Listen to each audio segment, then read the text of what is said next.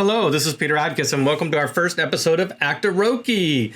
During the recording of this game session, we bore the brunt of some disruptions of our Twitch service and lost a few minutes of play, but when Twitch came back online, we were able to restart our session, and I begin it with a recap of what you missed.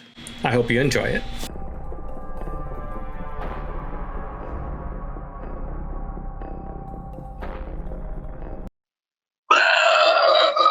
Oh, we're back. Hi.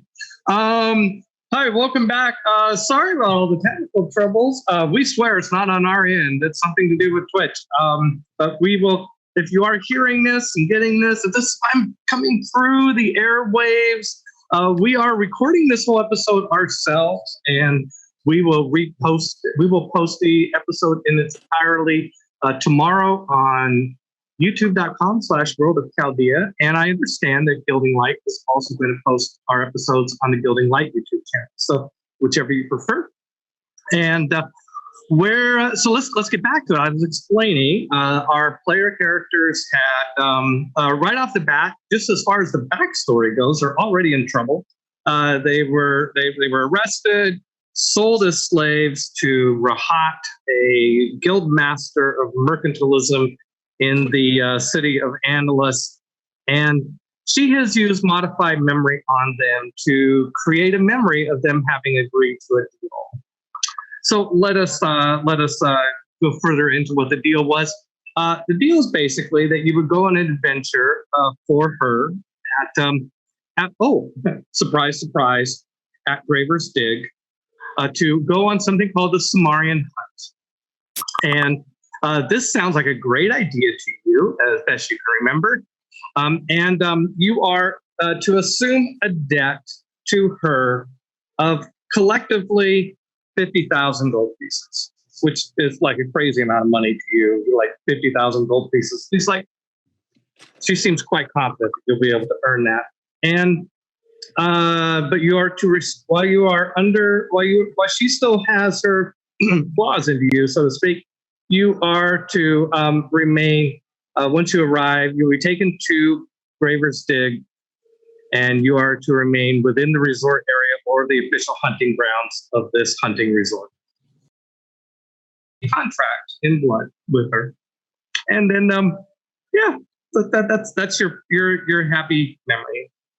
And then you're escorted back to your rooms, and you remember being really happy with this deal. Now, how you can obviously let you have agency. Well, I'm not done with the backstories, but you will have the agency to kind of think about this and reflect and wonder if it was such a good deal. But your memory of it is like, oh, I had this chance to earn my freedom, and I get to go on this hunt. That sounds really cool.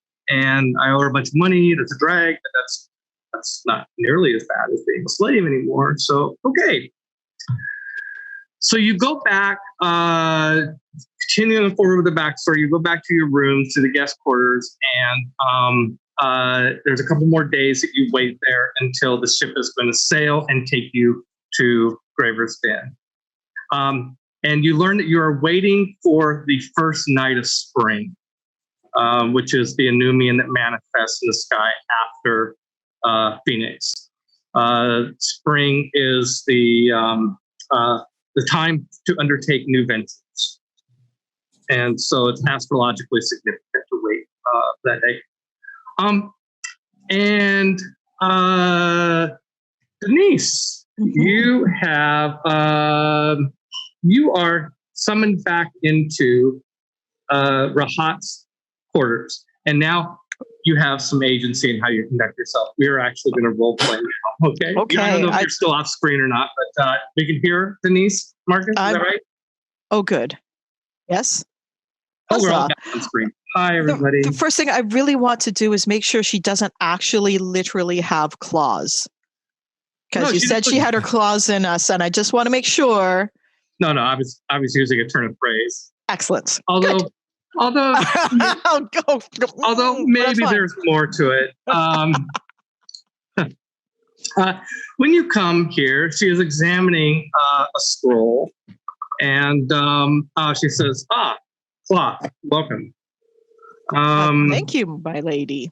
Yes, and hold on. I have to remember the name of your. You probably remember the name of your lodge. I forgot. Calatin Thatalo. The Calatin Thatalo. Okay, so Rahat is looking at the scroll, and it says that you are a member of the Calatin Thatalo. She looks at you with piercing eyes. Oh my! Yes, is that a problem?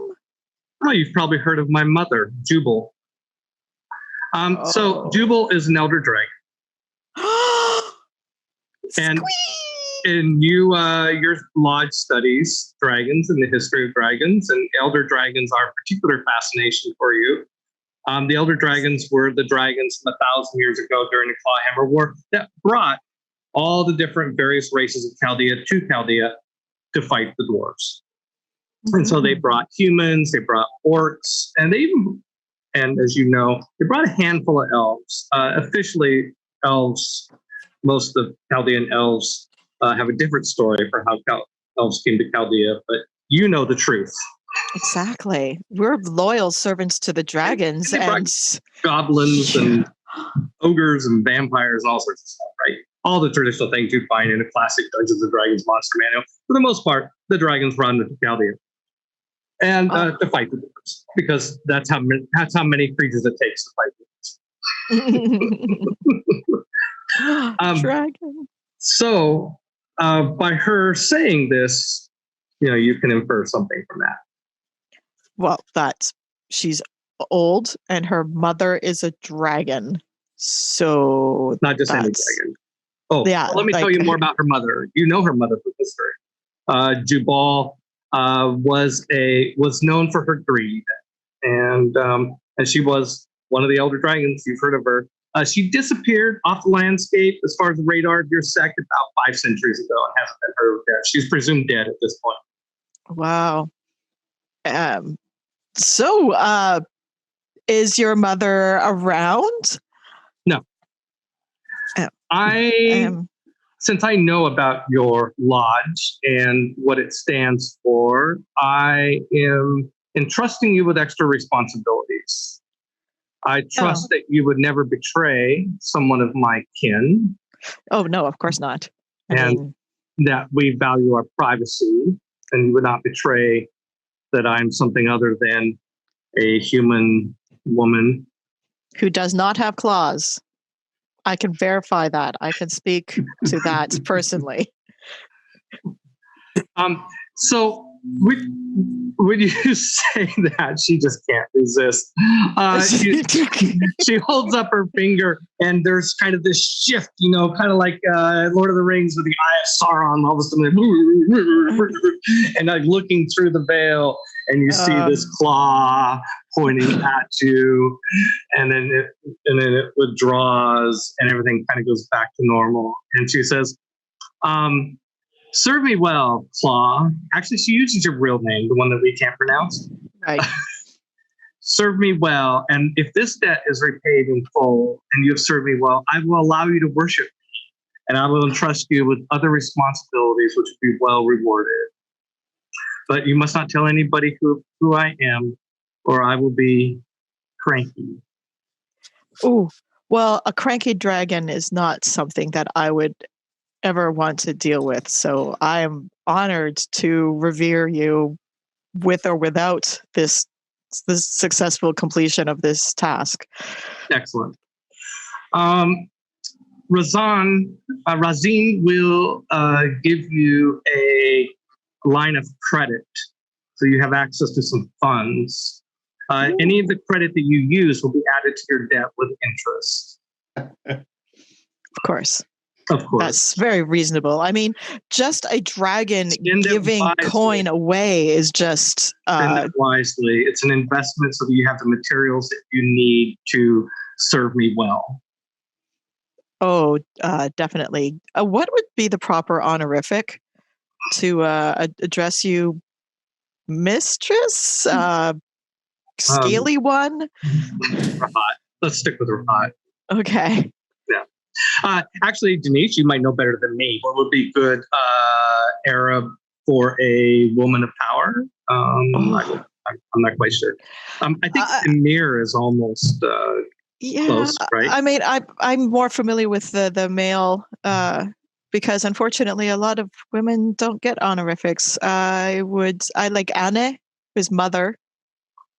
I think, yeah. So we run into that problem before. Like we use the word patesi as a Babylonian term for king. We use it for queen as well because I couldn't find a Babylonian word for queen. Malika. Malika. Yes, that's right. That is, yeah, now you mentioned that. Okay, Malika Rahat. Nice. Okay, so you guys spend your time. You end up until spring arrives, and you are put on a ship. And as you're going into the harbor, and the ship docks at night as the sun is setting, and spring manifests in the heavens. Okay, so let me. Marcus, dare we go to the illustrated mode, do you think, or should we not rock the boat? Let's do it. All in. I got to remember, I just, that is, what I mean by that is roll 20, everybody. Yes. Okay. I am going to, just for the hell of it, I'm going to show you a piece of art of spring. I think a piece of art that Sunil is familiar with. And so if you're in 20, there, now you should be able to see it. Is that true? Okay. That is spring. And the part in the upper, towards the upper part of what you're looking at is a card from a fate deck. This is the sort of the Chaldea equivalent of a tarot deck. And the spring card is what you're seeing. And the constellation is towards the upper part of the card in the middle. You can see the constellation there. And so anyway, that's that. Decided to show you that. While we're in roll 20 in this illustrated mode, I'll show you a couple of other pieces of art. While you are traveling, I want to say a couple of things back there, but let's stay in this mode. Since we're looking at illustrations, let's look at a couple others. While you're traveling, it takes 3 weeks. So you travel on this caravel through the week of spring and ballerina and artisan. And I will show you ballerina and artisan. Just why not? Because they're here. So here's ballerina. The second week of your voyage, she manifests. She's about discipline and discipline. That is what ballerina is about. And then artisan, which of course is about manufacturing, making of very fine things like the elf. This Anumian appears as an elven woman looking through a beautiful gem. And you know that when you're coming up to Sheol, you know that the next night after you land, because you know the calendar, will be the night of Warrior.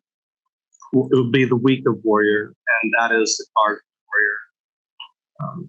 And in this case, I have a picture of what Warrior looks like in the sky. So there's a picture of an Anumian up in the sky, floating around. In this case, Warrior is inspired by real world Chinese sort of warrior. It's got the, I believe that's a glaive. And there he is. All right. Okay, Marcus, we can come back into our normal narrative 7-player mode. All right, I am going to back up just a moment. You are each given a visa, a temporary visa for traveling in the Empire. It restricts your movements. It lets you travel into Sheol and back to Andalus and on the Great Sea and in the hunting grounds around Sheol. So the visa makes it legal for you to be here and do the thing that you're going to do and participate in the Somarrian Hunt. And also, Razine tells you, let's see. Razine tells you, Patrick, Cal.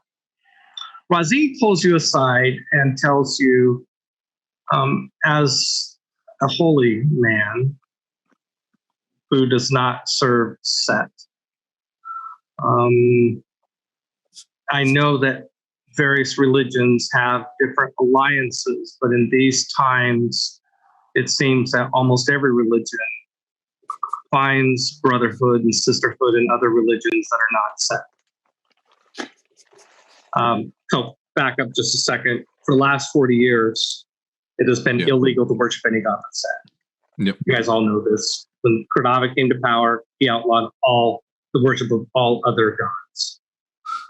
And so being a priest, worshiping any god is illegal. Being a priest to another god is blasphemy. And you are like mega thankful that when you were arrested, they never figured out that you were a priest. Or maybe they didn't care.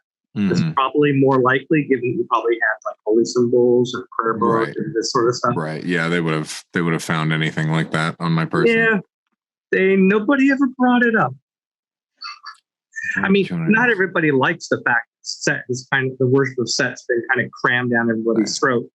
And since the emperor was assassinated not too long ago, a lot of people are like, yeah, why bother with this anymore, right? Yeah, if he's dead, then right.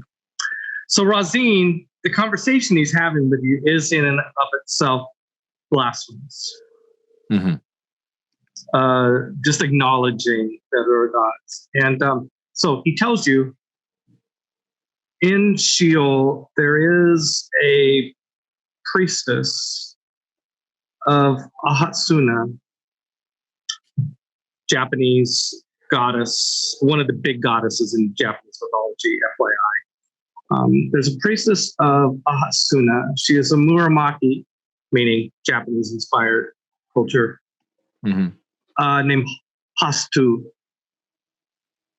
And we know of her because she runs an orphanage called Camp Sunshine. And we, the government of the money that was used to buy you as slaves was donated to this orphanage because it is illegal in Andalus to buy and sell slaves. So when slaves are purchased illegally, the money is donated to some charitable cause. It sounds very like... Why tell me all of this? As a holy person, I thought you might like to know of another holy person who is not, who is probably operating somewhat secretly as you are. Right. Holy people who do not worship Set, I think, have a kinship in these days. I was going to say the same. I appreciate it, even though that you are the one who purchased me. It is, I'm glad to know in some respects we are on the same side. Well, I am on my master's side, but I certainly hope for your success in this. Razine has been friendly to you and courteous to you throughout this entire period, but also kind of a layer of professionalism. Right. Sort of like if you imagine a dignified Arab character, literate from this time, and intelligent, very, yes. Okay. So, we're almost through with the backstory here. You will be soon landing, and I promise not to do long narrative rants like this again. This is who is staring at all of you with her piercing eyes. Oh my gosh, I love Chanel, it. that is fantastic. That is hot. Ah, what a joy it is to have. And this is her private fountain that she's brought you to when she speaks to you. Excellent. Thank you. Yeah. Okay, you sail into the port of Graver's Dig during the last day of Artisan. What a change from Andalus. Andalus was beautiful, pretty modern in a lot of ways, a relatively clean city by medieval standards. This place looks like a dump. It it is in the tropics, so it kind of sweats, just like you're sweating and hot. It's when you look out at the coastline as you're approaching it, there is a river that's coming in to the ocean a little bit to the left of where you're heading. And to the left of that, up on a hill, is a fortified town, the walled town and stuff like that. But that doesn't seem to be where you're going. You're heading into this other place that really looks like well, I've described it as like a boom town of a Deadwood, a Wild West fantasy version of a boom town. There are a couple of larger structures that catch your eye. There is a Roman-style Colosseum, not nearly as big as one you would find in one of the major cities. There is also a temple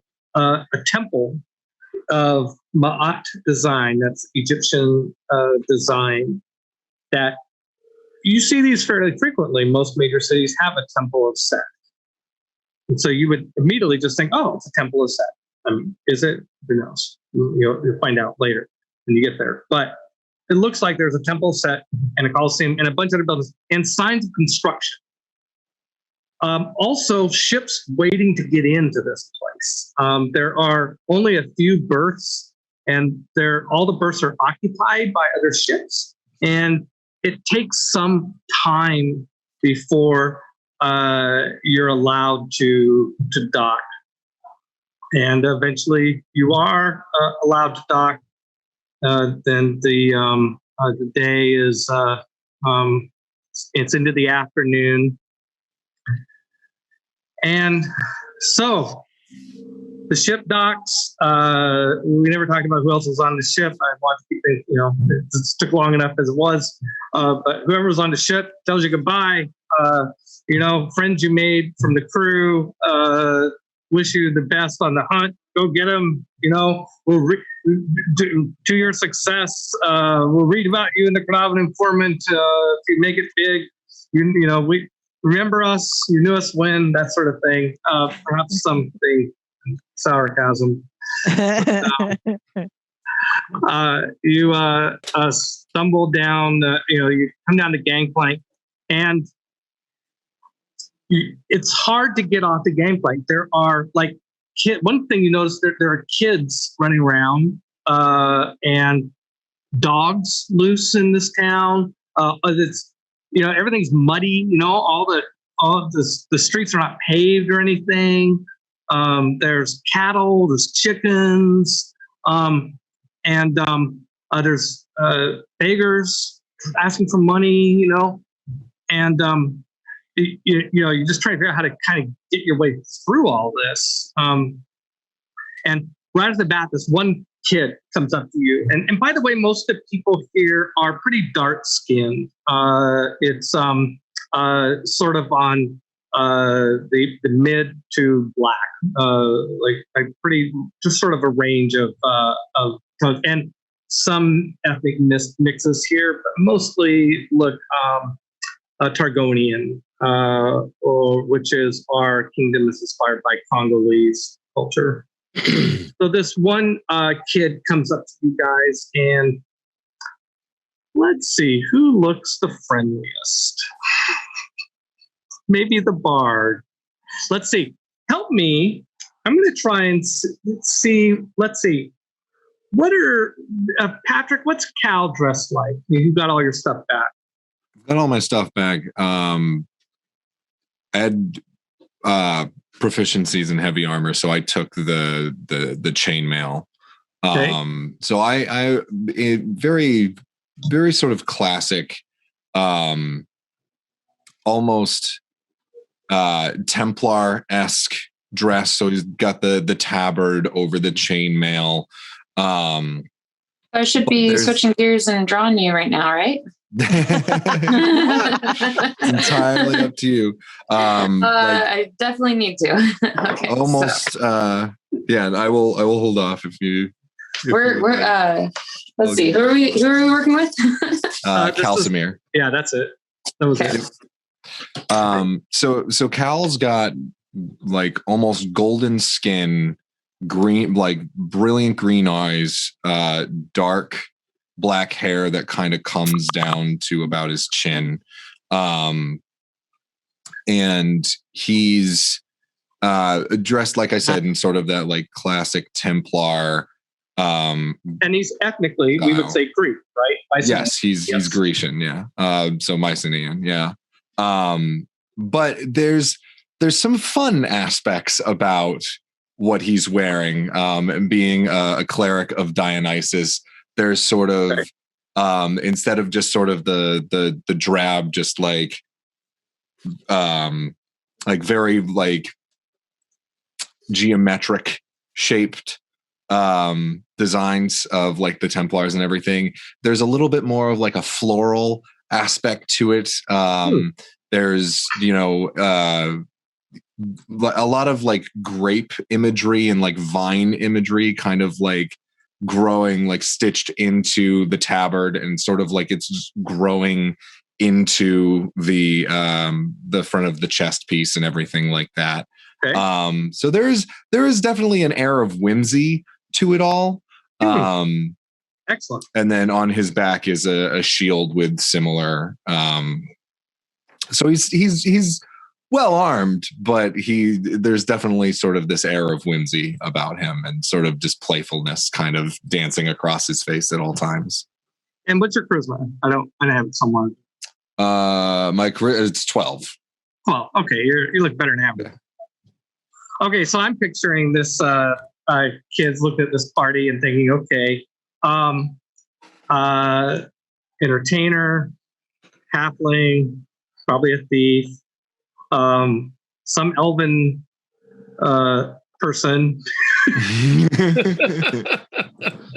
dwarf, outcast. I think that it's fair to say that this kid thinks that that Cal is the leader of this group. But you're wearing you're human in your armor, so he's got his racial bias of being human. And you have a sword, right, and a shield on your back. I have a mace, and then I have a shield on my back. A mace. I mean, is that fair to you, Armando? Are you carrying an instrument? I am. I only picked 2 instruments because my third is my singing voice. Oh, only 2. Okay. What instruments do you have? Third is lute and flute. Okay, so lute's pretty obvious. All right. Yeah. I think another bias would be to discount anybody carrying a lute as being in charge. As one I get that a lot. A lot. Yeah. Okay. So Cal, this boy approaches you. He's kind of like he hits your eye contact. And he looks around the crowd and he talks really fast.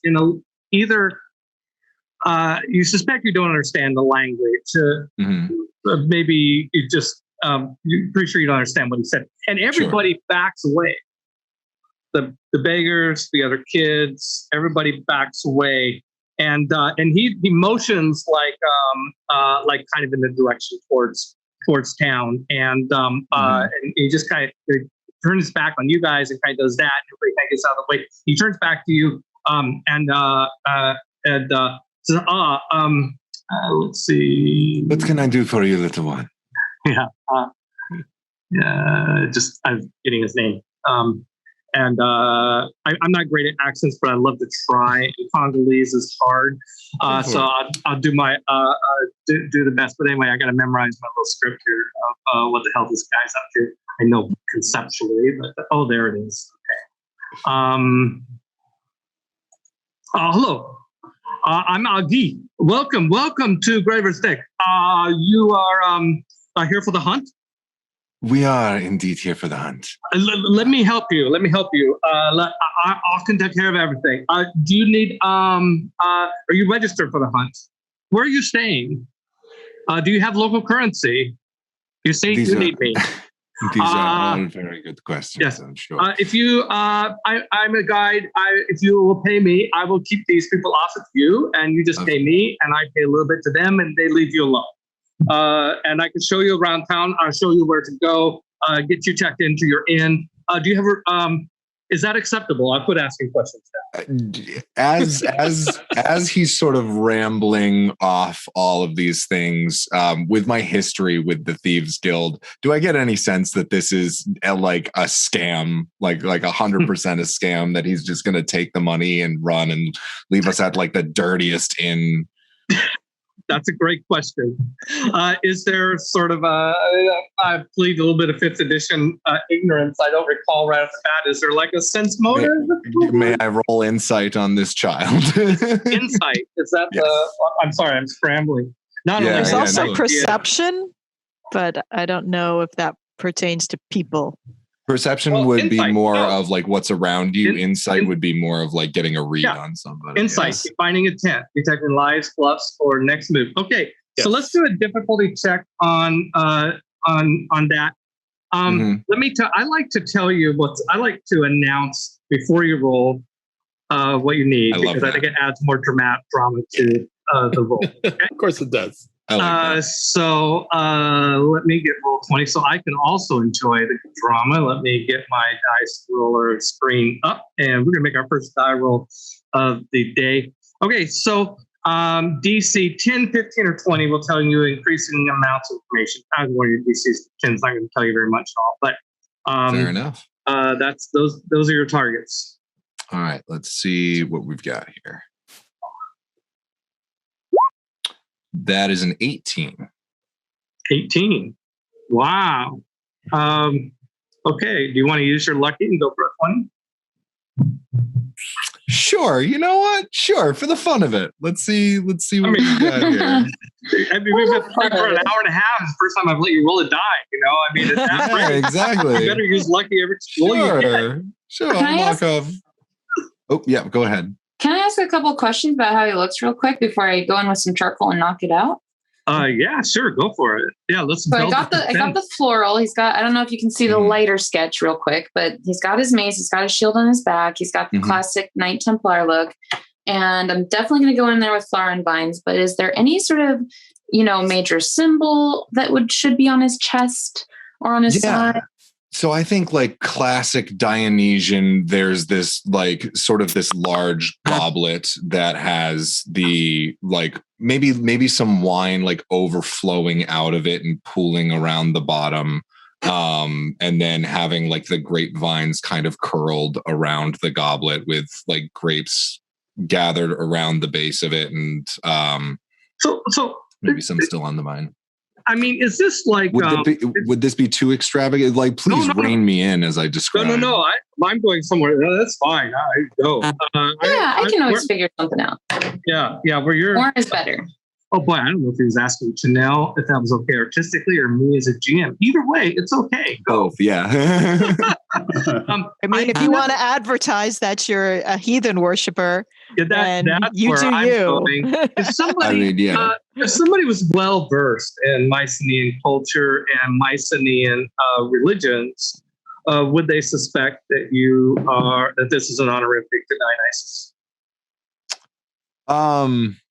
I think they would. Yeah, absolutely. So do you carry a goblet by chance for any sort of ceremonial purposes? Ceremonial purposes with Dionysus is sort of just any occasion to drink. It's medicinal, I swear. I think probably when we were captured, anything extravagant that I had, especially during the Thieves Guild, would have been taken away. But I'm sure it was all returned to you. Every copper piece. Interesting. Everything was returned. Interesting. Yeah. So if you I have a goblet, you're probably not carrying it. I mean, let's be realistic. You got to have your weapon. No, not carrying it, but I'm sure like he's got it like hanging from like maybe a leather thong on his. Oh side. yeah. Oh yeah. You know, it'll be peeking out over here, I think. Freaks and their leather thongs. Yes. All right. And I think after the emperor died, he was like, I'm not going to bother hiding this anymore. It's fine. Although maybe not like a white backdrop, but like a darker backdrop with all of that design, because Thieves Guild and everything wanting to stick to the shadows, not wanting anything to pop out too much, like with like a white, like Templar-esque tabard. But yeah, we don't want them glowing in the dark. Yeah, exactly. Right? All right. So are you going to do another? Are you going to do another roll or not? Yes, I am going to. Is it like advantage? You get to choose the better of the two rolls. You have 3. Whenever you make a ability check or attack roll or saving throw, you can spend 1 roll to an additional D20 and choose which die to use. Choose which one. Okay. So you only got 3 uses a day. So why not? Yeah, exactly. I'll burn one of my lucky points to see if I can get that. Nah, it's a 17. I'll go with the 18. Anybody else want to try insight? Sure. Everybody else is observing this conversation. I don't mind. I think there's probably instead of an aid roll or something I should be doing, but yeah, what the hell? I got to brush up on some of these things. Sorry, Peter, I got interrupted by the dogs and Alexa. What was your question? Do you want to try goddess Alexa? Right now we're in the 15 to 19 category. Wait. Alexa, stop. That's the limit. Only 7 people. Alexa, stop. Oh, this Darn you, goddess Alexa! I think one of her bees is named Alexa. No, not you, Alexa. Stop. We should not be yelling Alexa through the microphone. Yeah, Alexa, stop. Okay, she finally shut up. Good. Now I can move on. Okay, XiaoWen, the question is, if you want to try an insight roll to see, we're trying to see if somebody in the party can get to a 20. If you want to do it, go for it. Yeah, just roll D20 and add whatever your bonus is on insight. Yes.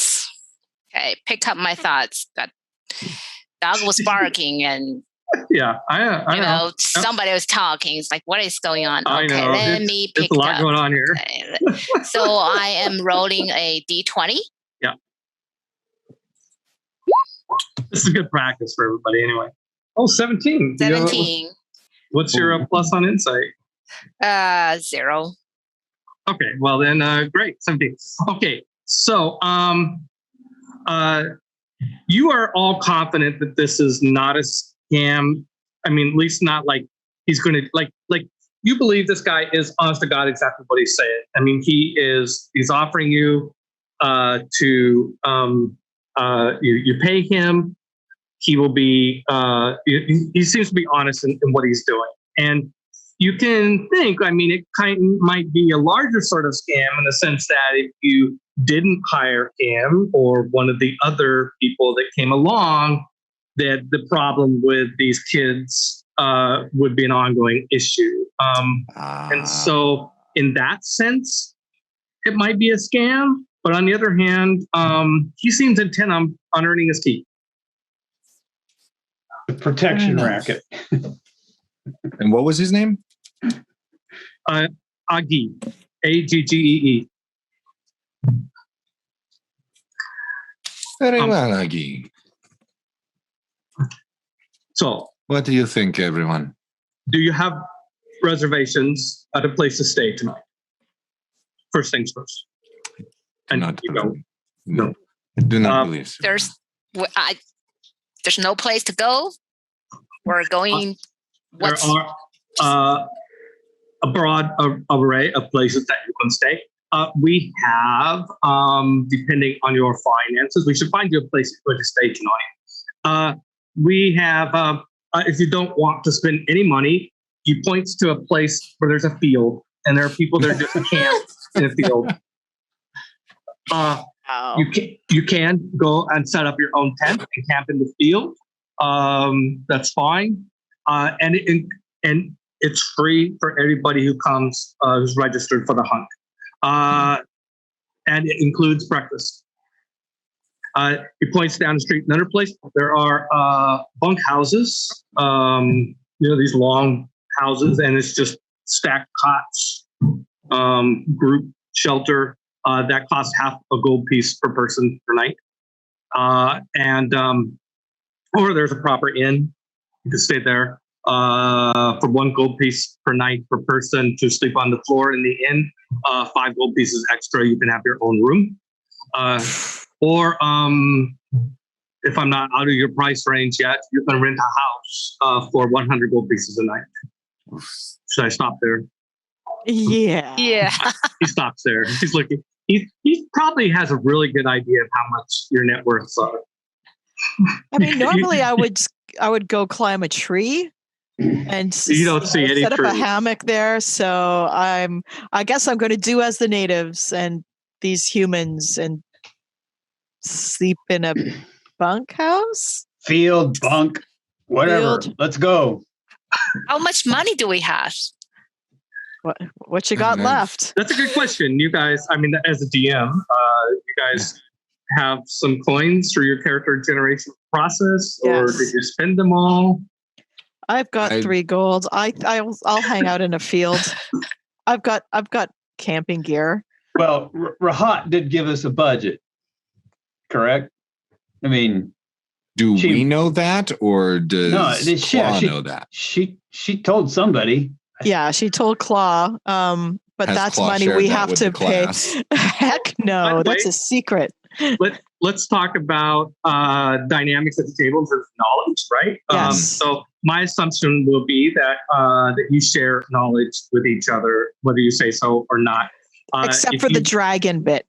If you want to keep something secret, tell me that specifically I'm not sharing this bit of information. But the default is that you guys talk to each other, Yes. tell each other what's going on. Yes. I'm not going to share that our my personal patron is a dragon.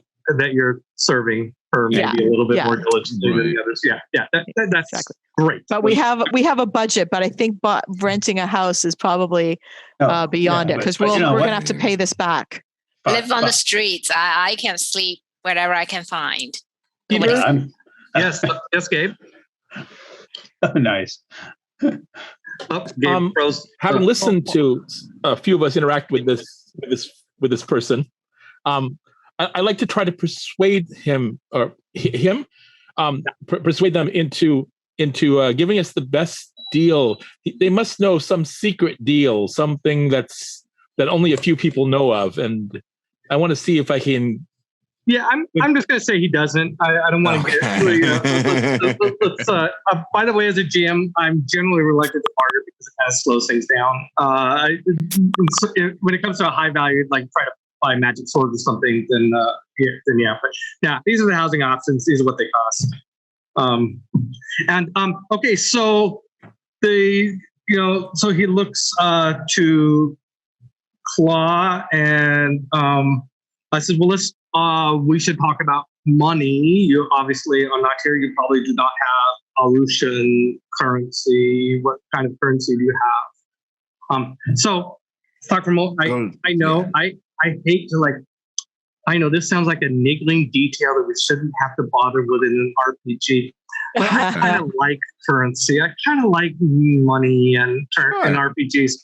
And so what you have is whatever money you have on your character sheet. Now, D&D says gold pieces and silver pieces. I don't use that. I think it's really... so we use it as a way of talking about how much money. We say, I have 3 gold pieces. Great.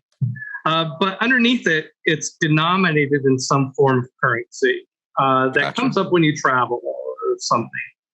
So your money that you have in coins on your like 3 gold pieces, that is 3 gold pieces. Technically, it's 3 gold pieces of Andal denominated currency, which is a special coin, and it's called a merit, I think, or an IOU.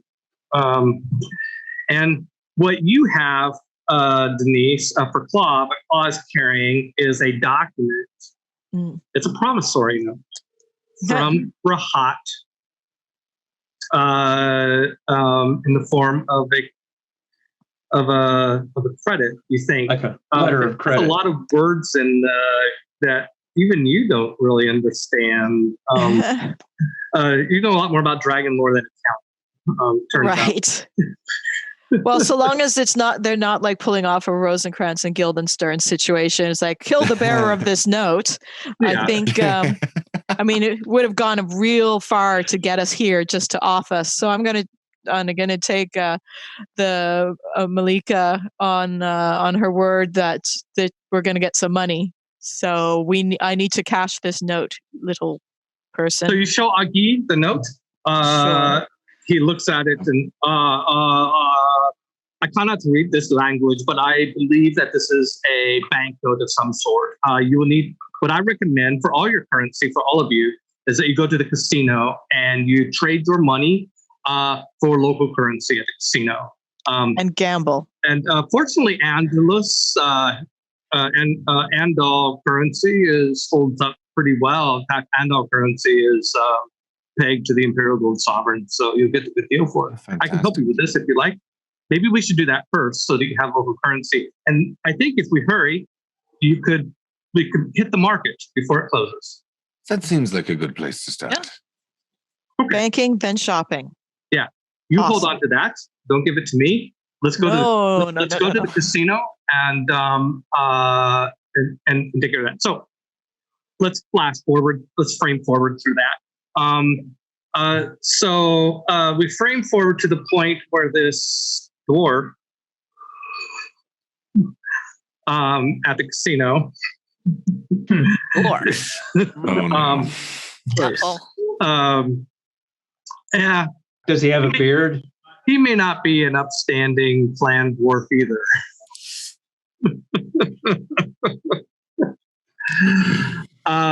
The dwarf asks you how much cash you'd like to take out of this line of credit. And you could say in gold pieces. Right. Well, let's see. There's 5 of us, so 5,000. Okay. He gives you 5,000 gold pieces in casino chips. Casino chips? Yep. And whatever money the rest of you have, you now have that money in casino chips. Can we spend this in the market? Casino. Yes, of course. Okay. Just you don't want negotiable. Agi tells you don't want Russian currency. Trust me. Here in this town, the casino chips are worth more than Russian currency. Cal, you look stunned. 5,000. They didn't even blink. Now I'm wondering how much I could have gone for, but I think that's... It gives you each 1,000 gold pieces in casino chips and different denominations, a few hundreds, 50s, 10s, and 1s, and they look like Vegas casino chips. They really do. It looks like they're made of some combination of clay and metal and blasted in a furnace or something like that. And with intricate design work on it. Looks like it would not be easy to forge. You would have to have metalworking skills, clay skills, and pottery. That's what they call it. Yeah, pottery skills, and whatever they coated it with. Anyway, so you each have literally a bag of casino 1,000 chips. per, right? 1,000 gold pieces. Just remember, we have to pay this back with interest. That would be why my reaction was as such. Yeah. I mean, you don't have to spend it, but no, I don't know what it's. Of course, I want to spend it now. Let's go shopping, shall we? All right. Does somebody want to stick around and gamble? Augie says, "Can I have my 2?" gold pieces now. And let me be clear about what this does. I will be with you for as long as you like today, until, well, if you stay up late, until as far as early tomorrow morning. And when he says you, he's looking at you, Cal. Yeah. Oh, yeah. I will gladly hand over It's the idea that he considers himself Cal's man, and the rest of you are Cal's like entourage. And like whenever anybody else asks him to do something, he kind of looks at Cal first to see if it's okay. And he also, and so anyway, do you pay him the 2 gold? Oh yeah, absolutely. Yeah. In chips. Yeah. Yes. He's like, they disappeared somewhere. And he said, by the way, if any of you would like your own tour guide, you notice that everybody's been keeping their distance, but there are some other lads of the street that have been kind of following. If you decide you want to split up for some reason and you want somebody to make sure that you are safe and nobody bothers you here in Graver's Dig, you can each hire your own guide if you like. Fantastic. Now, Augie, you have been very good to us. You can I'm your man. I'm your man. Right. I was thinking about. You can assure us that these are also trustworthy individuals. Yes. Yes. Oh, fantastic. Yes. Of course. Yes. Yeah, we're just trying to make money here, off the tourists. Yes. Looking at the 1,000 gold pieces they're each carrying, like, you guys. Somebody just walked into somebody walked into the bad end of town with a big American Express shack and just cashed it in. It's like, oh, hello. Yeah. Golly, the buildings are tall here. Okay, so I want to do the shopping bit before we wrap up for tonight. We're going to do a little shopping and give everybody a chance to do something too. And maybe we'll do the nightlife bit too. Hey, Marcus, checking in with you. How's everything going? Huzzah. Good. Thank you.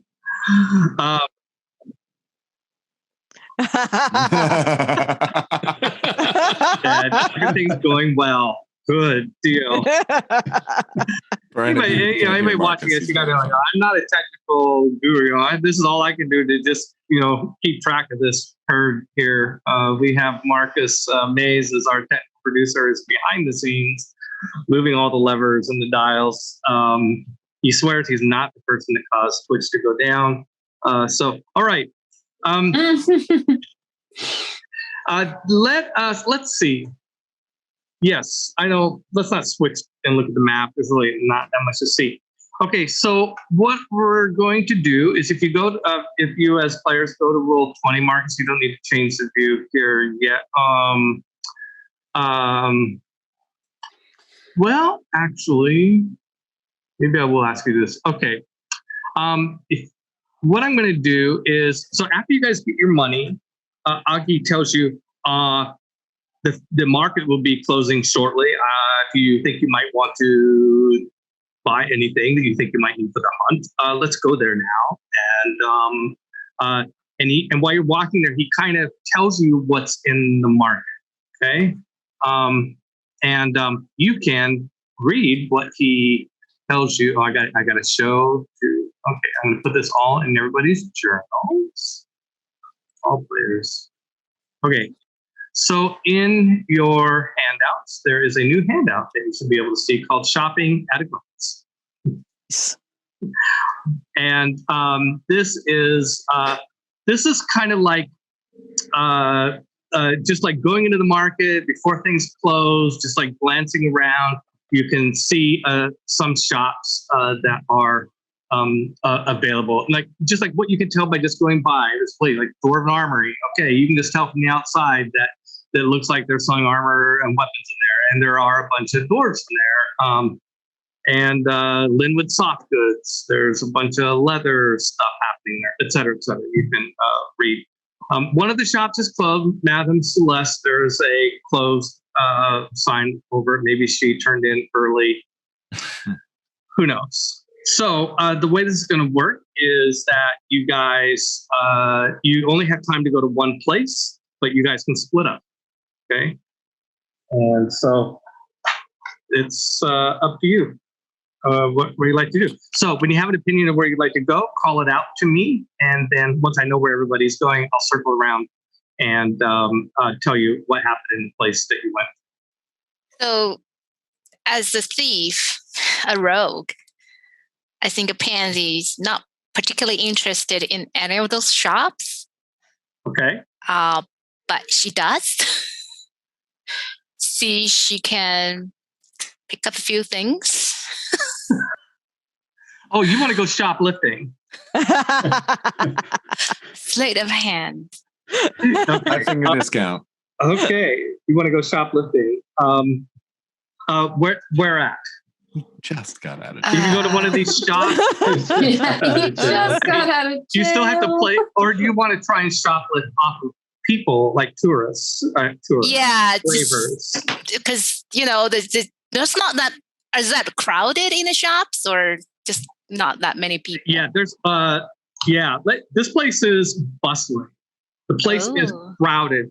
There's a hunt tomorrow. There's hunters, gravers here from all over the world. The streets are busy. Then you throw in the kids running around, the dogs running around, the guides. You have the people who are working in the shops. It is a busy street. This town has the feel of a town that is too small for what's happening in the town, which might be why there's signs of construction going on. It's mayhem. Okay, so I would like to Pickpocket some tourists. well, to see where are this most busy place, that will be the Probably target. The biggest place right now is the Dwarven Armory. Dwarven okay. Yeah, people in there are Good looking to stuff. buy armor and weapons, or Right. sell armor and weapons. It's a little bit dangerous because But- with all the armors, Right. it's not safe. Why don't, Shaman, why do you think about that for a moment? Yeah. Come back to you. How's that? Okay. Okay. Cal, any place there look good to you?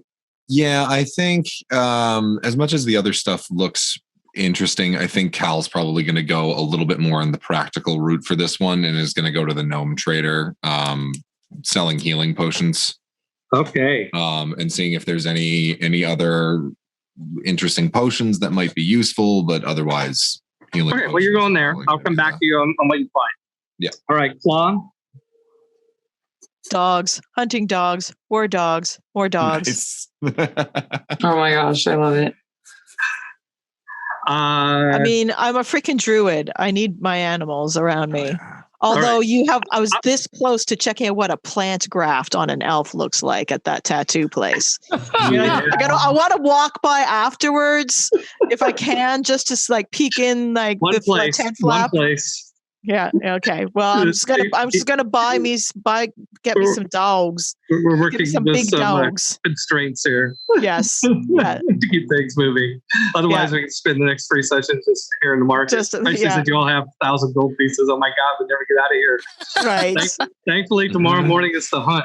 Yes. You have a limited time for shopping. Well, Torgrim. on the subject of hunt, yes, dogs. Dogs, yeah. Torgrim, any of these shops look interesting for you? So just a quick question. The hunt. What do we know about the hunt?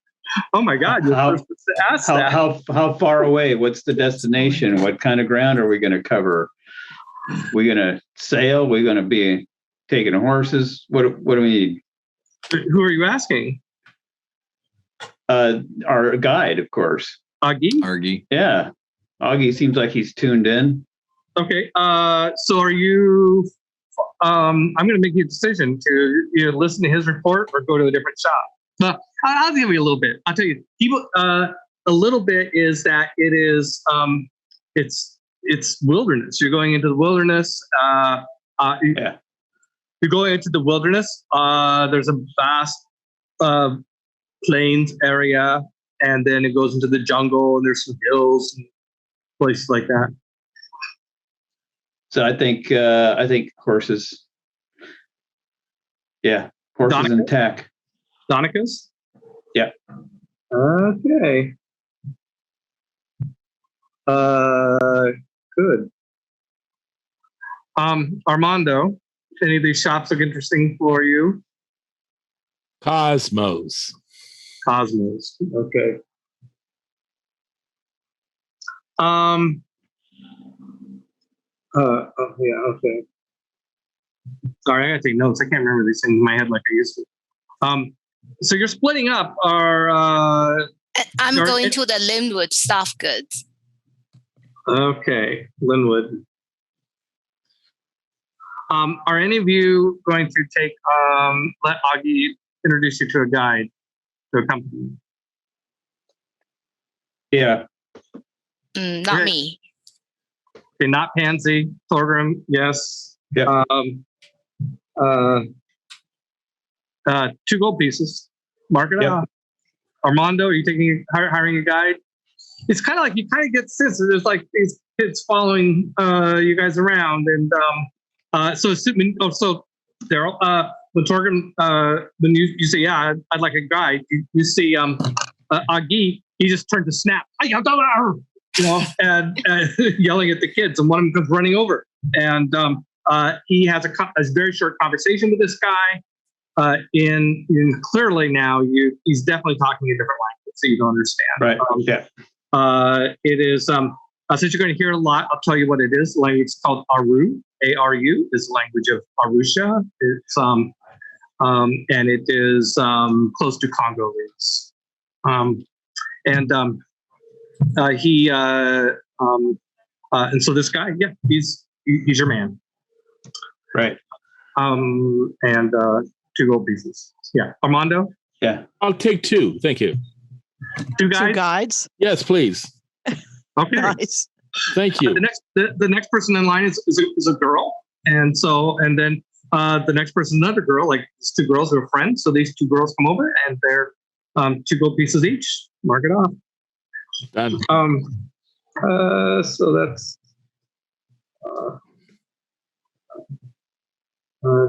Claw.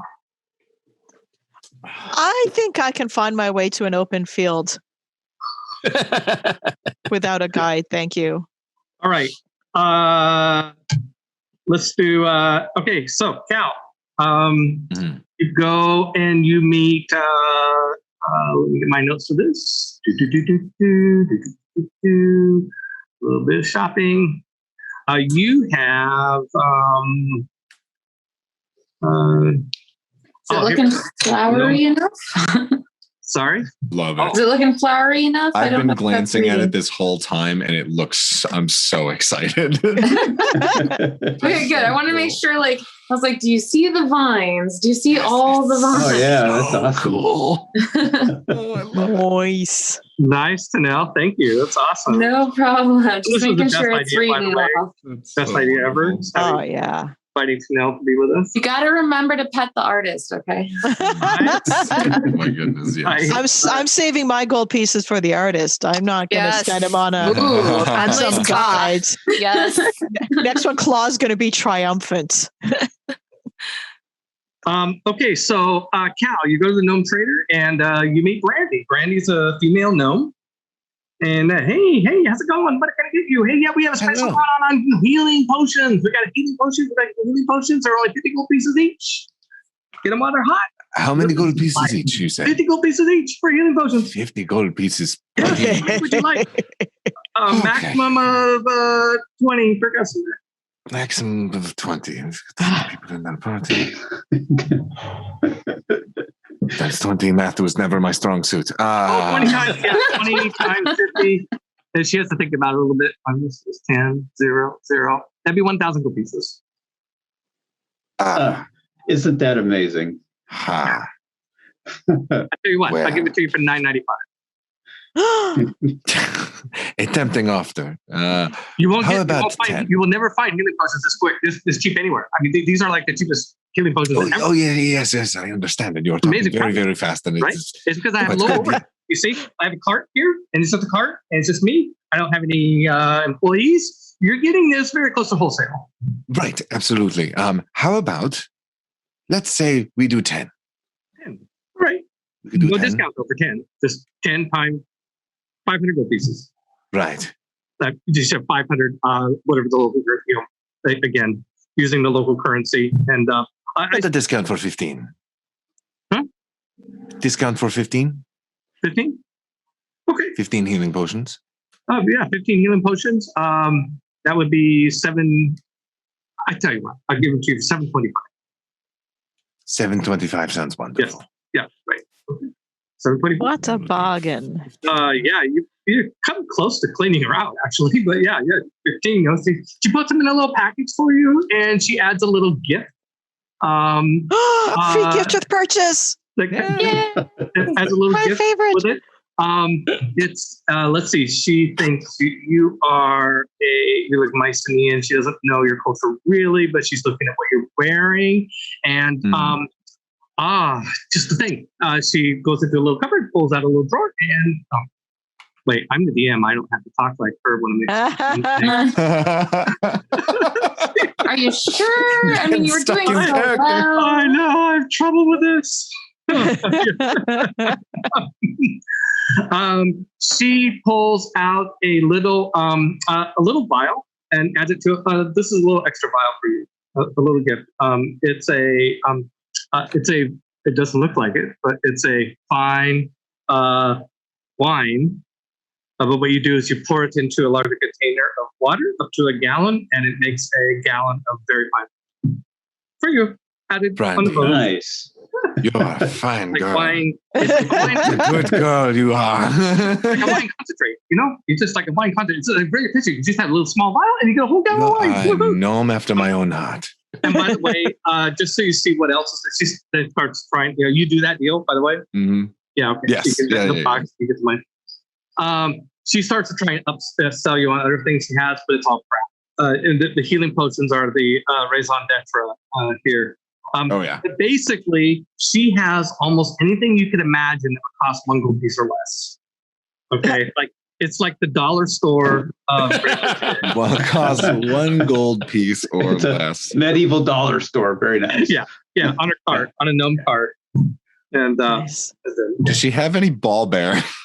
yes, ball bearings. Bag of ball bearings. I will take. How many? I will clean her out of ball bearings. How much to clean her out of ball bearings? Oh my god! What? Okay, so what?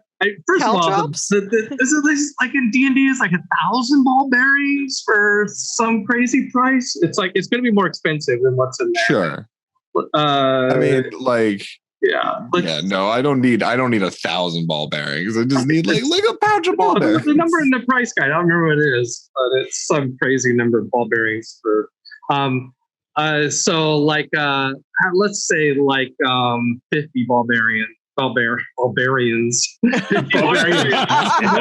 a different class entirely. Barbarians. Yes, 50 barbarians. That is suddenly the new gnome word for ball bearings. For like say 20 gold pieces. Metal is more expensive in Chaldea, so anything made of metal is going to cost more.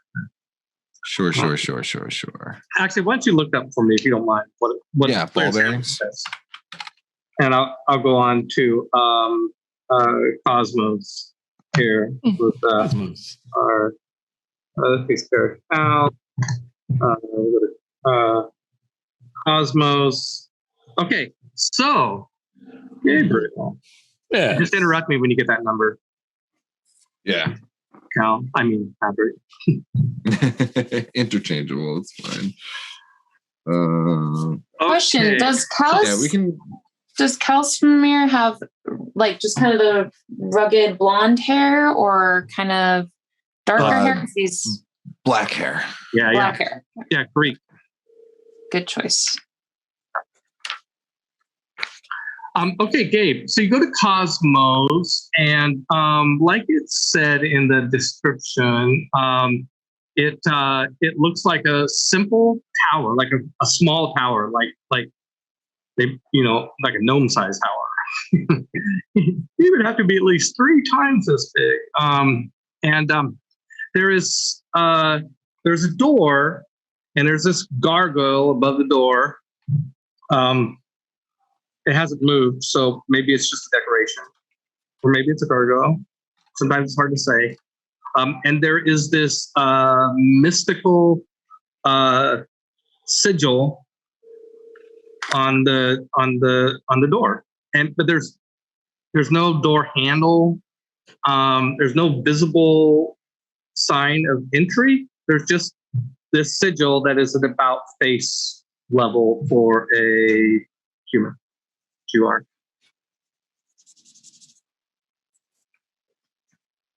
And I don't recognize what the sigil is.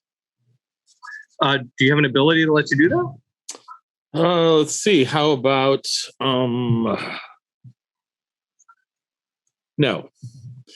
Okay, great. Investigation. Arcana is the ability. Yeah, it is. I think everybody has it. It's just an intelligence check. You're not focusing at it. You just make. I'm rolling it now. Oh God, where did I find that? Oh, I gotta find it. Oh, back. Oh, look at that. Yeah, it is. Given its place on the door, you think that the sigil might be kind of like a way of entering the town. Like it has some, the magic of the sigil has something to do with transportation or gateways or doorways. I touched the sigil with my palm. Nothing happens. I touched the sigil with my other palm. Body on it. With my other palm. Nothing happens.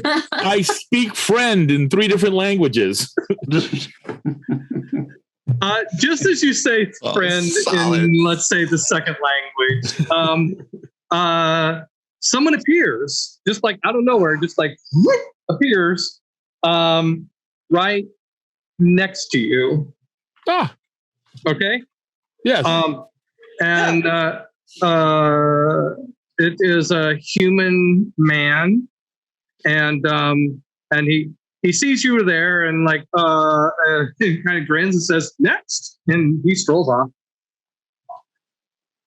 Cosmo, I presume. He strolls off. He just says next, like next, and he strolls off. He leaves. You say Cosmo, you presume. He's shaking his head no, but he's got his back to you as he's walking away. I walk into the door. No? You what? I walk into the door. Ow, that hurts. Okay. I push on the door. I pull on the door. You push on the door. We're at on the door. Like on the sigil. Oh, okay. Yes. Okay, so then you suddenly find yourself inside the tower. Good defense. Only allows one person in at a time. Very smart. Nobody else can come in until you leave. Cosmo. Don't stay too long. Okay, so you are in Cosmos. Hold on a second. Let me get my notes here. Review. While you're looking that up, the D&D 5e says a bag of 1,000 ball bearings is 1 gold piece, but then obviously we've got the surcharge. So yeah, that's ridiculous. 1,000 barbarians. They're not little that tiny cheap. little metal. Hashtag ball-barians. Let's go. Even barbarians are not that. Yeah. Okay. Oh, Tanel, are you drawing barbarians? Because I Is that need what this in my Cosmo has life. now? Just 1,000 ball-bearings. Okay. Here's a little, I'm just going to have a house rule that changes it to what I think Sure. is still very generous of being 100 ball bearings. Sure. And then the price multiple for metal here is ×4. So 4 gold pieces for 100 ball bearings. I will do that. All I right. will 100% do You that. can- So a total of 79 gold, or Should I move on to 729 gold. What's that to now? Sorry, I just wanted to ask, should I move on to someone else or should I draw where you're at right now? I think it'd be good to get as many of the PC portraits as possible. So let's move on. Okay, who is next then, real quick, and then I'll leave you alone. Yeah, you decide. Don't put me in that difficult position. Oh no. Okay, well let's do Pansy, because we talked about Pansy and she's probably sneaking around somewhere anywhere, so we should know what she looks like just in case she gets in trouble. For a wanted poster. Yeah.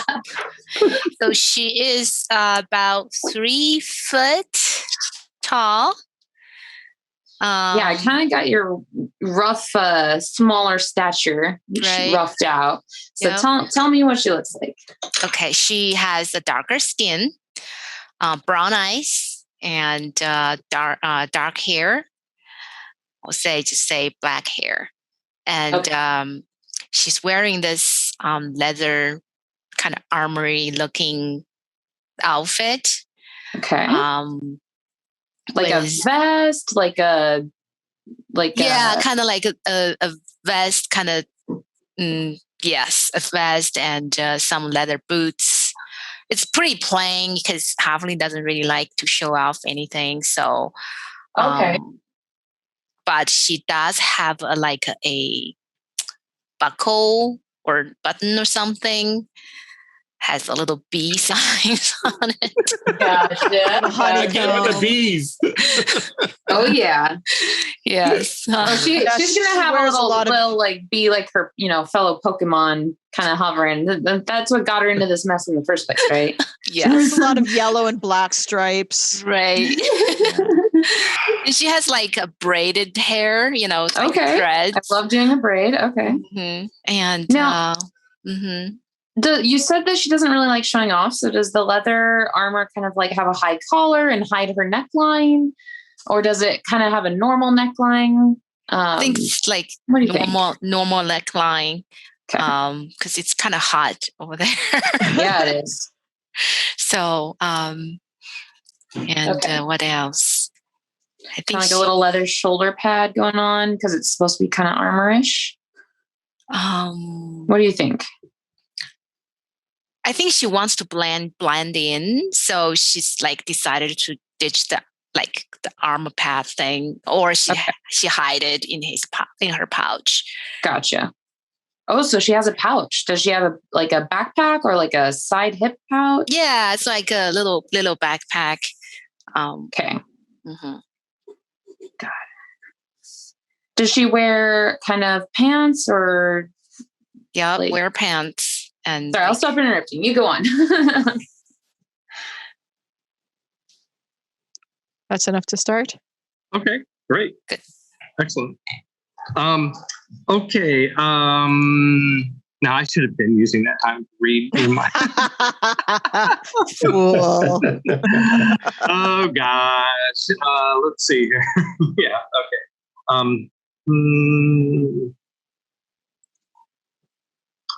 Okay.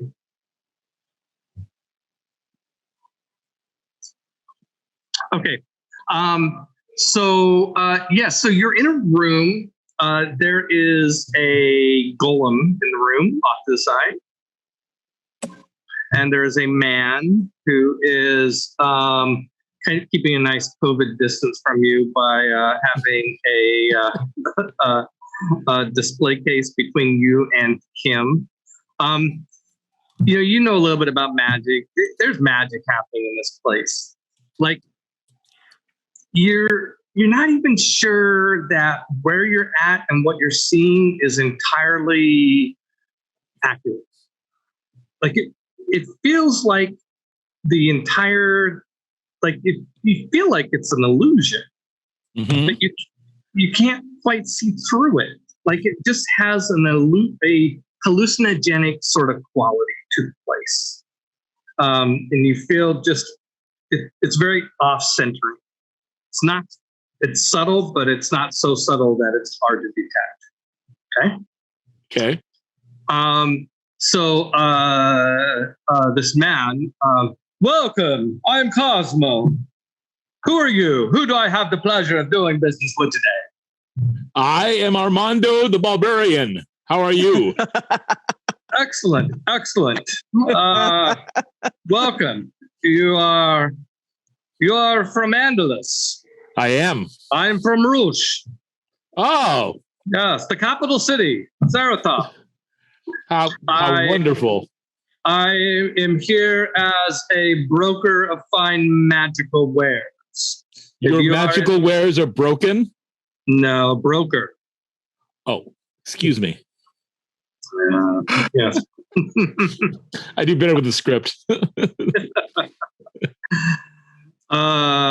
So let's see here. Hold on a second. I lost the file. I'm trying to find it. Where am I? Oh, never mind. Yes, please. Someone interrupt me. Somebody say something. Oh, I was just gonna say, feel free to tell me any more descriptors because we got the pants. I kind of give her. I'm thinking of giving her a longer leather tunic. It's good. But you can. Okay. Yeah. Does she have any daggers or weapons? Yeah, she has a dagger and a rapier. And a rapier. Where does she like to keep those? Sorry, what? Where does she keep those? I think she's wearing the rapier, but she puts the dagger like hidden somewhere that but she can reach to. You think maybe her like glove? Like, would she have a glove and have like a little, like it sneaks out of there or something? Yeah, some kind of like big puffy leaves shirt thing that she can hit things inside. Okay, nice loose blouse. Gotcha. Yeah. Okay. I think I found it. Thank you. And then, okay, so loose blouse. She might hide some things up her sleeves, like maybe she has an arm dagger or something. Yeah. And then the rapier would probably be on her hip for sure. Mm-hmm. Okay.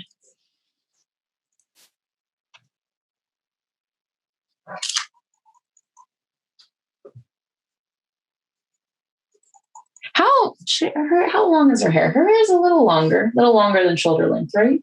No, I think so. To have a little bit longer than shoulder and dread up and. Gotcha. Yep. And halflings have the more pointier ears, right? Yes. Okay, just making sure. They have the big feet too. No, we drew the line at the big hairy feet. For the So in that case, are you wearing filming? It's actually the first time we did a film with a halfling character, Eric Ray Anderson, and we got the price from the practical effects department and what it was going to cost to have big hairy feet manufactured. We said, no, I think Chaldea halflings have normal sized feet, and they were, yeah, that's a great idea. Let's do they that. wear shoes. Sometimes these big creative So on decisions that are decided by Didn't have the budget for what it works. So on that note, since it's so hot, are you wearing sandals or are you wearing, shoes you can hide things in still? What kind of shoes are you wearing? That's an excellent question. And the last question that I'm ready to get back to it. Okay. Yeah. Okay. So, Armando, yes. So this guy here, he is. So he has a case there, and there's various items in this case, and there are potions in this case. There's a little figurine of a horse, and there are scrolls in this case, and there is a helmet, and there is a necklace, and what might you be? Oh, what might you be in the market for? This is not my entire collection. If you don't see anything you like, but it would help me if you give me some ideas what you might be searching for. Have you heard tell of the legendary singing sword? A singing sword. Yes. Very interesting. Well, that's a very rare item. that's the type of item that I would have to take some time to try and find for you. Certainly, I do not have one in stock, but if you're interested in such a item, and if you were willing to put down a deposit so that I would know the sincerity of your interest, I could, a fully refundable deposit, of course. I could feel around. I could have a couple, 10 Gekons in flight within an hour, searching Chaldea for such an item. I will give you the equivalent of 100 gold pieces in gambling tokens as a deposit. Well, I approve of your method of currency, but 100 gold pieces is a paltry amount for. Make it 200 gold pieces. I'll make it 3. 3. Do you understand haggling? Very well. You're not there. Sorry. So he takes out. I'm gaining modifiers for a future persuasion roll. There you go. Okay. Well, he takes out some parchment. That is a form that's already previously drawn, and he starts filling in information. He also gives you a receipt for the 300 gold pieces as your proof of having placed this deposit, and writes down and asks you your name. What is your name, sir? Armando Equius Blake. Okay. He writes it down, and yes, well, it will take a couple Gekons, depending on where they are traveling to, will take 3 or 4 days, maybe. And then we're getting back, depending on the enthusiasm of people I connect. I think that it will be at least a week before I have any word on this for you. Are you going on the hunt tomorrow? I am. I certainly won't have anything for you by then. Oh, that reminds me, if you do not survive the hunt, what shall I do with the funds? Give it to a cleric friend of mine for his cause. His name is Cal. Okay. Just go see Cal. Go see Cal. Go see Cal. Go see Cal. Where might I find Cal? Cal. I'll just put it. He's a friend of yours. He'll show up and claim it. Yes, everyone knows Cal. Okay. I, however, do not. But I will. I've taken a note of it, sir. Very good. Excellent. Great. Well, have a good day. And thank you for coming to Cosmo the Magnificent. I leave. All right. You leave. My scouts. All right. Okay. You have. There you go. All right.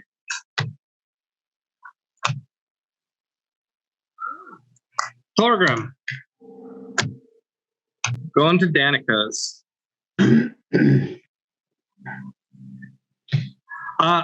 Okay, so Danica's is a so this is a place that's also kind of busy.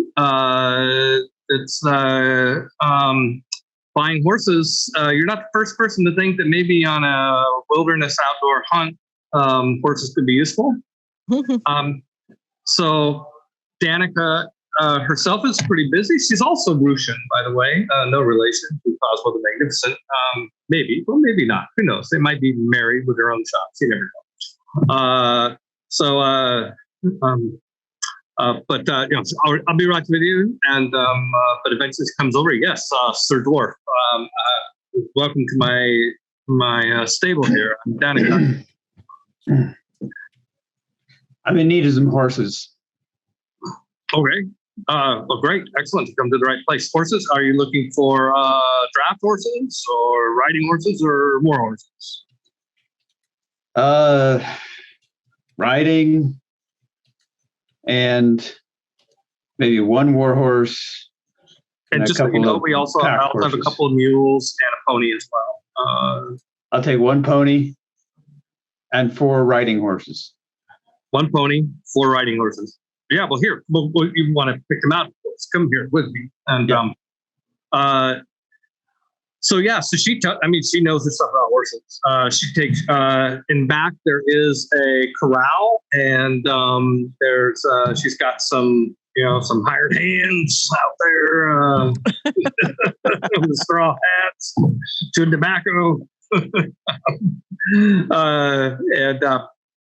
she so how much do you know about horses? How much does Torgrim know about horses? I've been around. Been on ships, been with lions, it's just another form of conveyance, right? Yeah. So you don't know a lot about horses.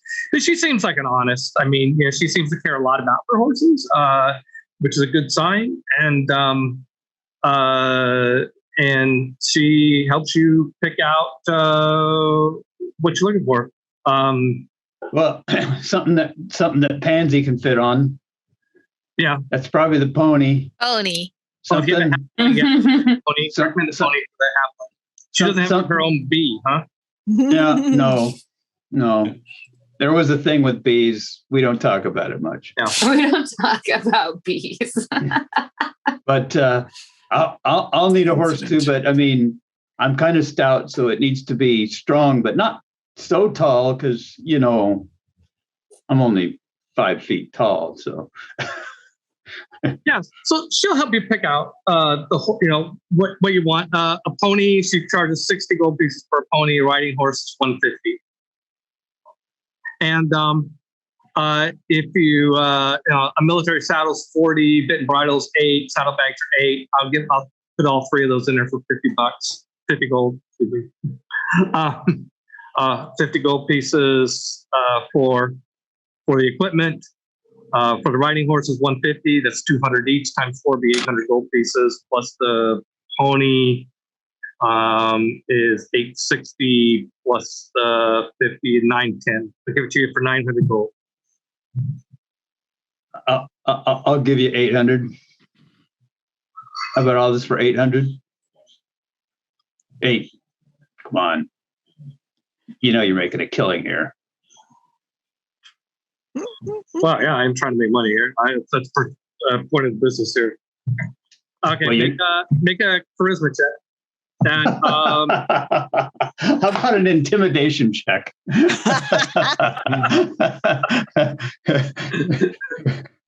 Oh, come on. Try to intimidate her in her shop with all her boys standing around? No. Well, a charisma check is not going to work, but okay. That's not that high. I'll give you charisma 10. Charisma DC of 10. You might hit it, even if you had a -1. Right? Yeah. Well, you just roll. So to my. Yeah. Sorry. It's a charisma check. Huh. So roll your D20. See what you get. All right. 10, 15, and 20 will be price breaks, and natural 20 will count even with -1. Okay. Here we go. Yeah. 9. Typical. 850. Yeah. Okay. So it's 900. 900. Okay. Yeah. Sure. Okay. 900. Done. And she'll throw the stabling in the horses so you need them.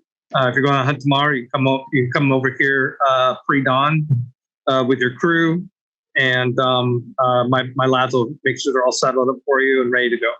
And sounds good. Right. All right. Okay. So it's lined up. All right. What a bargain. Woof. Yes. Okay. Claw, you have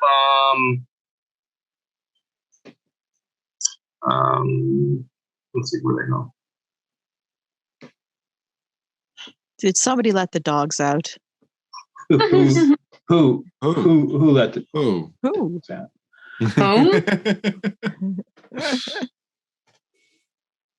All the musical references tonight. I love it. Yes, little did you realize when I joined up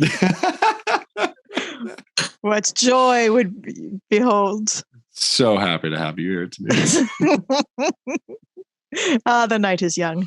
So, Indeed. dogs. Yes, dogs. Okay. We will be a little light on the detail here because You can off-screen it. cruelty to animals is a big trigger point even for me. So, but these dogs are not well treated. Let's say. Well, let's save as many as I can. Buy them all. Yep. Save the puppies, please. Don't do this to me. There's the Ogre Beastmaster, who's a dog breeder and trainer. Has war dogs for sale for 200 gold pieces each, and hunting dogs for 150. How many? Yeah. It costs more than a horse? Wow. Yes. Because they trained. They do. They do cost as much as a horse. Yeah. So was it war dogs and hunting? What? War dogs are 200, hunting dogs are 150. Okay. I would be very happy to get 2 hunting dogs and 4 war dogs for 1,000 cash. No, wait. 2 hunting dogs, 200 each. So okay. So they're all 200 each. The war dogs are 200 gold pieces each. The hunting dogs are 150. Right. So 3 war dogs and 600. Yes, and 3 4 hunting dogs would be make it 1,000. Sold. Free all the dogs. Okay, 3 war dogs and 4 hunting dogs. So Great. Tanel, get ready to illustrate the elf with dogs. Apparently, dogs. All I'm the ready. dogs. All the dogs. Awesome.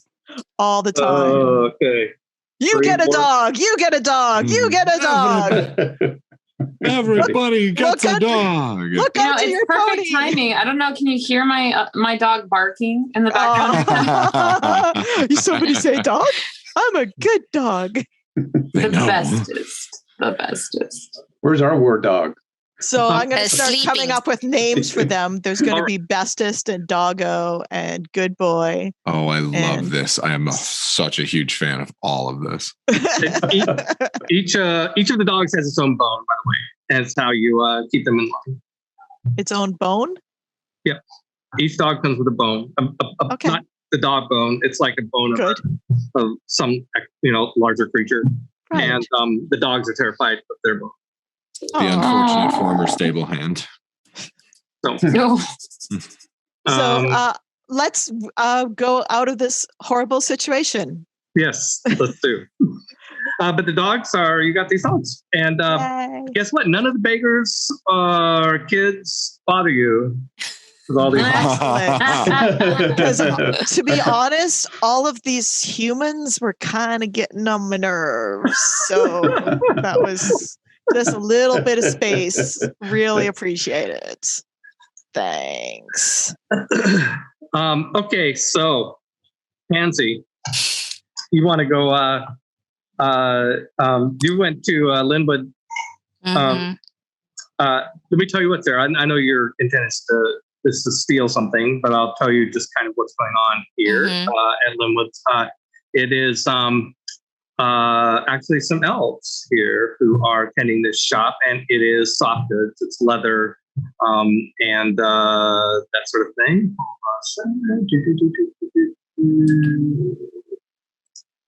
Yep, here we go. They have padded off. They have the variants of leather armor. So padded armor, leather armor, feather leather armor, hide armor for sale. They also have leather clothing, boots and pants and coats and also tents of various sizes and backpacks and bedrolls and blankets. They also do anything cloth as well as leather. So wool blankets and although not many of those, it's tropics. And they have anyway. So that's what's in there, and people are in there. Other gravers are in there buying. They're looking at all these things for sale. Do you want to try and? Well, first of all, my I was thinking that you were what I understood from what you said is you're looking for something to steal. Is that true? Sorry, what? Is it true? You're looking for something to steal? Yeah, I'm trying to see anything that I could be interested to see, get it without paying for it. Yeah, steal. So steal. Yeah. Right. No, I'm not stealing. See, Okay. Liberate. I mean, liberating it. out of character, let's be honest. Are you thinking of stealing from the establishment or from another a customer?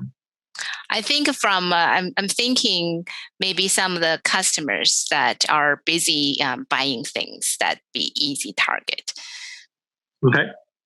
So a couple of choices would be to most people would have a pouch that they would keep their money in. That's what I assume all of you are doing, unless you tell me otherwise. By the way, let's be really clear about that. Of course, just a lot of you're spending all your money, so not much left. But if you have money in a pouch, you could try and cut the pouch and take the whole pouch. It would create a sense of weight being lifted off one's hip. But of course, timing it with distraction, somebody might not notice. You could also try and reach for a piece of jewelry somebody might be wearing, like a necklace or even a ring. If you hide a ring that seemed just a little bit loose, but you also have to tie it with some sort of distraction. If you go with the cut purse angle, you could always put a rock in a pouch and then do an Indiana Jones type switch off. Like cut the pouch with the coin and then replace it with the one with the rock. I'm more of a fan of the go on, take the money and run kind of thing. But just run as fast as you're not there. Right. I don't know. Let's provide a couple of other options. Someone has a beautifully bejeweled dagger on their other hip, opposite the pouch. This person looks like that you're starting to eye because he's alone.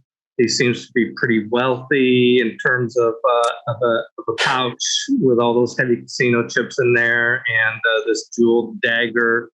And he also has a rapier that is over his shoulder. That looks like the best target. That sounds like a good target. Okay. Yes. Which one are you going to go for? I think I'm gonna go. Rapier would be pretty hard. Right? Yeah, I'm not good rapier. I already have a rapier, and it's kind of hard to reach for you. Which one is the lowest I can reach? The dagger's on one hip and the pouch is on the other. I think I might go. Let's go with the dagger. Okay. And. Well, let's see. What do pickpockets say? It probably has a rule for it, right? Let's look up the rule. I don't know. Rule for rogue pickpocket. I know. Rules. How's that? This has got to be a dexterity sleight of hand. Yes, of course, it's a sleight of hand. And it's a dex check. Here it is. This will be my first time DMing a pickpocket attempt in 5e. Planning something to an object. Lift coin first. Let's look something out of something's pocket. It's a dexterity check. Dexterity sleight of hand check. So I would have thought it'd be opposed by their observation or something like that. Like perception. Yeah. Passive perception, maybe? Yeah, I am going to, well, let's just make it your roll. Let's do that. If you get a sleight of hand result, I mean, this is pretty tricky stuff. It's not going to be, super easy to do this. Factoring in this person's skill. Now, obviously, this person is not just a commoner. This person is wealthy. and probably worries about keeping his stuff. And is probably, like almost everybody, naturally suspicious of halflings. So,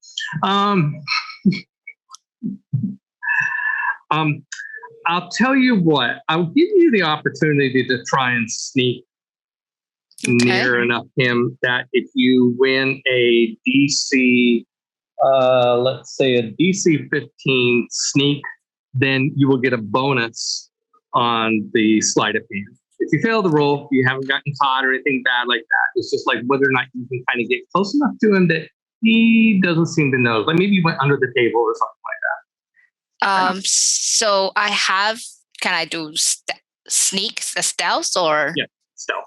Yeah, do a stealth check with a DC of 15 to see if you can get close enough to him, sort of past his guard, if you will, get into position without him becoming suspicious. Okay, so I have a stealth +5. Yeah, there you go. You got a 55% chance of getting it. So I roll a d20 +5? Yeah, just roll a d20 and you can add a 5. However you want to do it. Yeah. Okay, here. I think this is how it rolls. Let's see how this goes. 5 d20. No, just roll 1 d20. Oh, sorry. Oh, that's how it does. Okay. She'll take the first roll. Yeah. Actually, I do have this as a house rule on Roll20. I've run Roll20 before. People roll the wrong number dice. I just say take the first one. So you roll a 20. You roll the 20 with your stealth. You natural 20. So like you're right there. Like you got up, like you went under the table and nobody knows you're there, including this guy, and the dagger's right in front of you. So I will give you advantage on the sleight of hand roll. Okay. DC, I think 15 DC. Let's stick with that 15 DC on the sleight of hand. Now, if you roll a 5 or less, wait. What's your plus? What's your bonus on sleight of hand? +5. If you roll 5 or less. You said 5 or less. Yeah. If you roll, in other words, if your die roll is a 1 or a 2, you're going to get caught. It's like what's going to happen is you're going to have your hand on the hilt of the dagger, and you're going to feel a hand on yours. Well, I have a lucky, so if I roll 1, I can re-roll, right? Oh yes, of course. So that's why I made it 1 or 2. I've been halfway before in the system, so roll your d20. Okay, let's go. Almost no chance of Let's see how this goes. But it could happen. Dice do. Oh my God! No. Sorry, Marcus.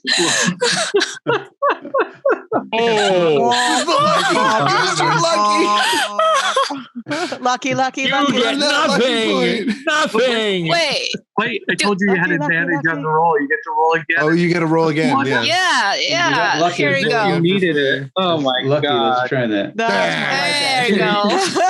Boom. That's a modified 20.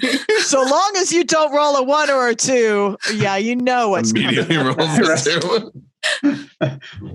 Like one of my rolls. Oh my goodness. Okay. All right. Yeah, you got it. You stole a magic dagger. Boy. Magic dagger. Magic dagger. And I saved. I still got 1,000 coins I Right. can spend. She's going to be the only one coming back with money and stuff. Well, that's So- what rogues are for.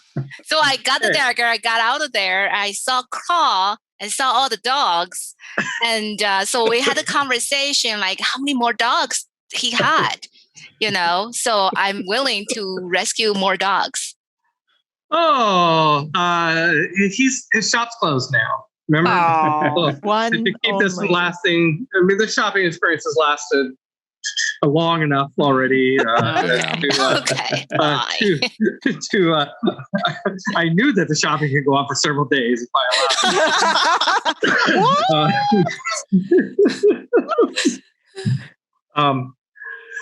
it. Excuse me. Okay. I think that, let's see, we've been playing for almost 3 hours, and we haven't taken a break. We either take a break and come back. I think this is this seems like a good place to actually wrap up. Yeah. What we'll do next is have a we didn't talk about what we would do at the end of our session. So let's talk a little bit about that. And I apologize if we didn't cover it because you might have liked to have noticed.